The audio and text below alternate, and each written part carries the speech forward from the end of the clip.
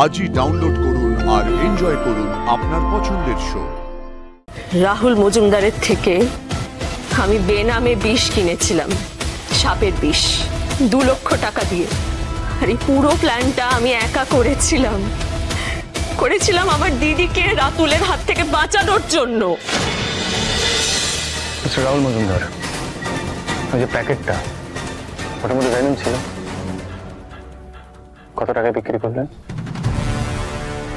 2 লক্ষ টাকা। 2 লক্ষ টাকা? ইওর অনার, তার মানে এটা প্রমাণ হয়ে গেল যে মিস্টার রাহুল মজুমদার শিল্পী বিষয়কে ভেনম বিক্রি করেছিল 2 লক্ষ টাকার বিনিময়ে।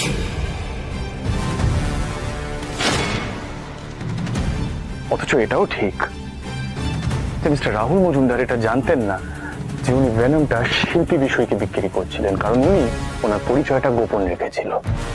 আপনি এই ভিডিওটা দেখলেন ইওর অনার, পুরো আদান প্রদানটা যেটা হয়েছে সেটা একটা পোস্ট বক্সের মাধ্যমে হয়েছে। এই পোস্ট বক্সের লোকেশন আমি পাই রাহুল মজুমদারের থেকে এবং ওখানে পৌঁছে যাই। পোস্ট বক্সের সামনে একটি দোকান ছিল, সেই দোকানে সিসিটিভি ক্যামেরা ফিট করা ছিল এবং সেই ক্যামেরার ফুটেজ আমি সেই দোকান থেকে নিয়ে প্রমাণ হিসাবে পেশ করি মহামান্য আদালতের সামনে। অ্যাডভোকেট মিত্তির, সেদিন বিয়ে বাড়িতে যে খুনটা হলো, সাপের বিষ কে কিভাবে প্রয়োগ করলো, আদালত সেটা জানতে চায়। আপনি কি সেই প্রমাণটা দিতে পারবেন? পারবো ইওর অনার। অ্যাকচুয়ালি পেন ড্রাইভের একটা ভিডিও আছে, ওটা যদি একটু প্লে করা যায়।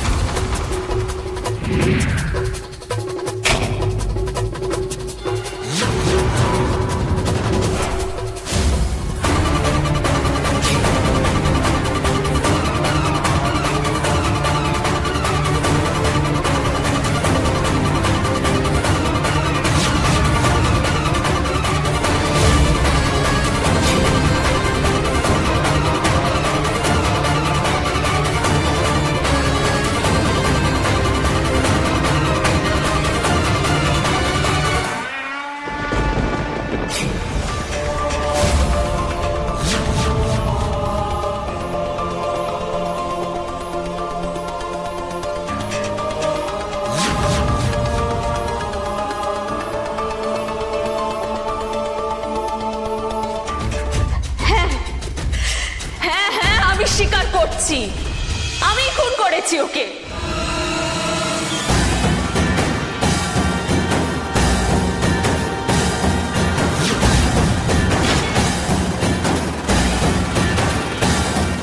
আর খুন করেছি, বেশ করেছি।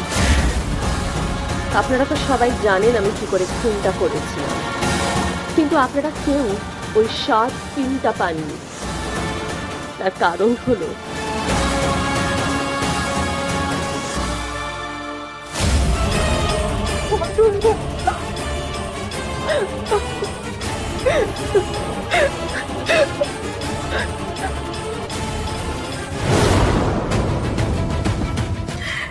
রাহুল মজুমদারের থেকে আমি বেনামে বিষ কিনেছিলাম, সাপের বিষ, 2 লক্ষ টাকা দিয়ে।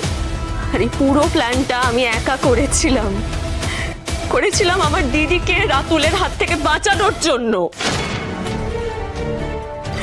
ওই স্কাউন্ড্রেলটার বেঁচে থাকার কোনো অধিকার নেই মিস্টার মিত্তির। ও অলরেডি আমার জীবনটাকে নষ্ট করেছে, আমি ওর শিকার হয়েছি। আর শুধু আমি নই, এমন কত মেয়ের জীবনও নষ্ট করেছে। যখন রাতুলের সাথে আমার দিদির বিয়ে ঠিক হয় না, আমি আমি অনেকবার বাবা মাকে বোঝানোর চেষ্টা করেছিলাম, বারণ করেছিলাম, দিদি ভাইয়ের সঙ্গে কথা বলেছিলাম, কিন্তু দিদি ভাইয়ের তখন রাহুল দার সঙ্গে ব্রেকআপ চলছে।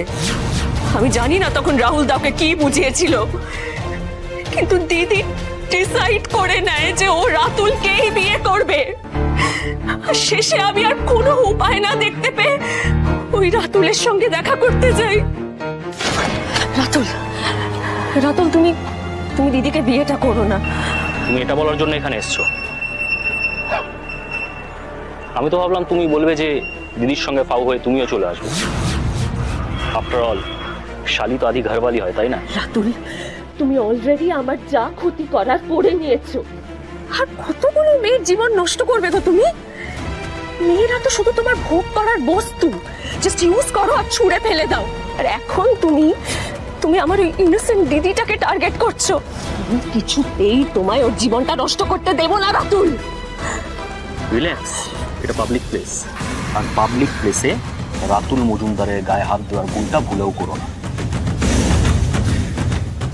আগে দেখি তোমার দিদিকে বিয়ে করে দুদিন রাখি, তারপর না পোষালে ফেলে দেব। আর রাতুল মজুমদারের জন্য যে কোনো মেয়ে সবকিছু দিতে পারে। Ratul, this is too much, please. আমি তোমায় কিছুতেই এটা করতে দেব না রাতুল। বাড়ি যাও, বাড়ি গিয়ে বিয়ের অ্যারেঞ্জমেন্ট করো। কোটিপতি বাপের ছেলেকে না অত সহজে পকেটে পড়া যায়।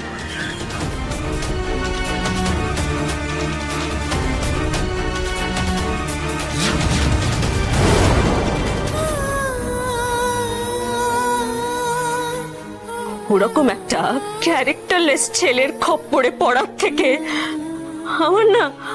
আমার তখন মনে হয়েছিল আমার দিদি যদি কোনো কারেকশনাল হোমেও চলে যায় সেটাও বেটার। ওকে মেরে আমি এই সমাজের আবর্জনা ক্লিয়ার করেছি মিস্টার মিত্তির, তাই আমার কোনো রিগ্রেট নেই। ও যদি বেঁচে থাকতো তাহলে আমার মতো আরো অনেকগুলো মেয়ের জীবন আর ইজ্জত দুটোই নষ্ট করত। শিল্পী, তুই আমাকে বাঁচানোর জন্য এত কিছু করলি, এত বড় একটা রিস্ক নিলি।